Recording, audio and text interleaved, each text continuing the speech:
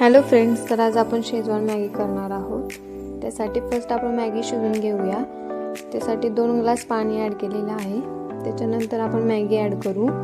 Maggi जास्त शिजवून नाही द्यायची, नॉर्मली शिजवायची। त्याच्यानंतर आपण इथे लागणारे मसाले घेतलेले आहेत। फर्स्ट मराठी तीळ घेतलेला आहे। त्याच्यानंतर बारीक चॉप करून लसूण घेतलेला आहे। त्याच्यानंतर 2 चमचे टोमॅटो सॉस घेतलेला आहे। 2 चमचे सोया सॉस घेतलेला आहे।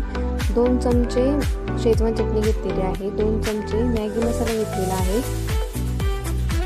हाफ चमचा चिली फ्लेक्स घेतलेले आहे। मसाला ॲड केल्याच्या नंतर आपण मॅगी ॲड करूया।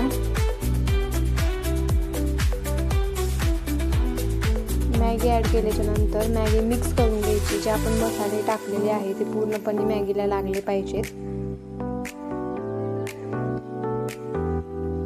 मॅगी मिक्स करून झाल्याच्या नंतर त्याच्यावरून आपण कोथिंबीर आणि मराठी तीळनी गार्निश करूया।